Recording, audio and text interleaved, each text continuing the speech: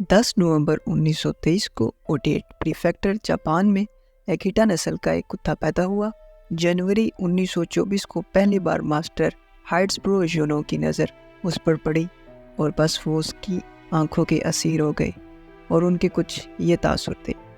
आंखें देखी तो मैं देखता रह गया, जाम दो और दोनों ही दो आतिशा। प्रोफेसर ने मौके पे 30 येन का उस कुत्ते को ख़रीद लिया।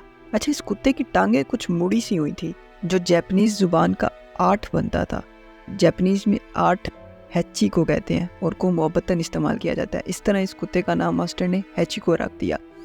किसे मालूम था कि आने वाले वक्तों में ये हैची को प्यार, मोहब्बत, वफा की बेमिसाल तारीख रकम कर देगा। इसने अपने प्रोफेसर का नाम अपने नाम के साथ ताहयात अमर कर दिया। प्रोफेसर जो कि इंपीरियल यूनिवर्सिटी टोक्यो में एग्रीकल्चर डिपार्टमेंट में पढ़ाते थे, वो हैचिको को अपने साथ ओडेटे जापान से टोक्यो में ले आए। प्रोफेसर ने हैचिको को अपनी बेटी को गिफ्ट कर दिया, लेकिन जल्द ही वो शादी करके अपने शौहर के साथ रहने चली गई। और फिर बस हैचिको और उसका प्रोफेसर। हैचिको रोज सुबह सवेरे अपने मास्टर को शिबुया स्टेशन छोड़ने जाता और दोपहर को जब प्रोफेसर की वापसी का वक्त होता तो वो खुद स्टेशन जाता और बाहर अपने मालिक के आने का इंतजार करता और फिर दोनों इकट्ठे घर वापस जाते।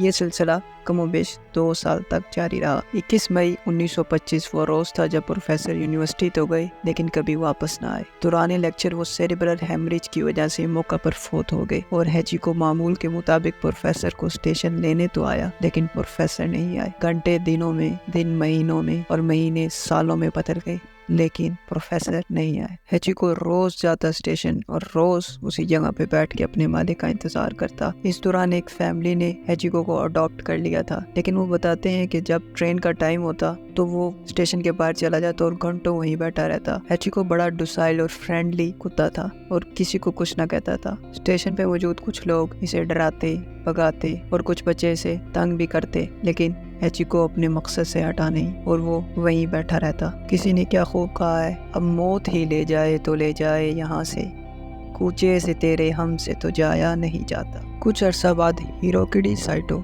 जो प्रोफेसर का स्टूडेंट था और मुख्तलिफ डॉग ब्रीड्स का एक्सपर्ट भी था, उसकी तवज्जो का मरकज ये कुत्ता बना और 4 अक्टूबर 1932 को उसने आशी न्यूज़पेपर में एक आर्टिकल लिखा जिसका टाइटल था स्टोरी ऑफ स्वीट डॉग। और इसने इस तरह के बहुत से आर्टिकल्स लिखे और इसने आर्टिकल 1933 में भी लिखा जो बहुत शोहरत हासिल किया और हैचिको नेशनल स्टार बन गया, नेशनल सेंसेशन बन गया। अब दूर दूर से लोग हैचिको को देखने के लिए आते। हैचिको 9 साल, 9 माह और 15 दिन बिला नागा अपने प्रोफेसर के लिए स्टेशन पर जाता और मामूल के मुताबिक अपने मालिक के आने की राह तकता। लज्जत इंतजार की साथ भी अजब होती, दिल सीने में नहीं आंखों में धड़क। 8 मार्च 1935 को हैचिको शिबुया की किसी गली में मरा हुआ पाया गया। मरने के बाद भी मेरी आंखें खुली रहीं, आदत जो बढ़ गई थी तेरे इंतजार की।